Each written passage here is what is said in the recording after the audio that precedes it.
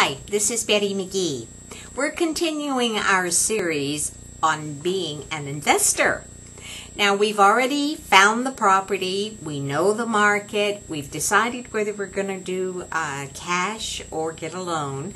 So we've done all of the preliminary work. We have bought the property.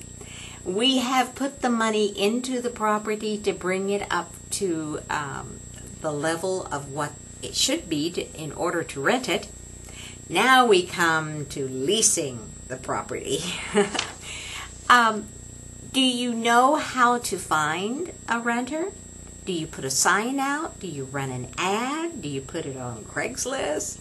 How can you find that renter for your house? The second thing is, do you have a lease? And do you know how to read the lease? And is that lease fair to both parties, the buyer and the renter and the landlord?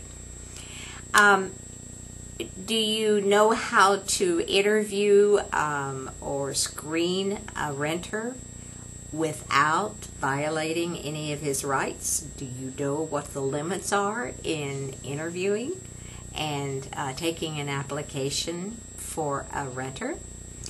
Do you have a source in which you can run their credit check, and do you charge anything to run their credit? So you've got some questions there. Of course, some of that we can help you with, but others you probably need to make sure that you know the answer. Now, what if the renter is late? Do you know what kind of process you go through when the renter does not pay their payment to you, which makes you late on your house payment in turn? Do you know what eviction letter needs to be printed and how it should be delivered? Do you know the process? You remember, this is a business, so you can't get emotionally involved with them when we have a pregnant wife and two other children and they don't have the money to pay the rent. You got to keep it as a business and not get emotionally attached all the time. Now, after the lease is completed and your renters have moved out, what's the process of returning their deposit to them? And that's a good question too. How much of a deposit are you going to request? When you are getting ready to return the deposit, you need to make a list of any damages. Now, wear and tear is not included, and your lease should cover the condition of the property when they first start to lease the property.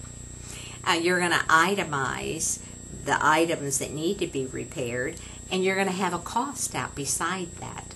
You're going to deduct that from the renter's deposit, and you're going to return that deposit to the renter with your itemized list and the cost within 30 days. If you don't do that, you're in violation. There's lots of restrictions and rules for you as a landlord in the market today that there wasn't 10 or 20 years ago. So you need to be careful as a landlord to make sure that you treat that renter correctly and according to the rules. Again, we can help you with that. If you have any questions, let us know.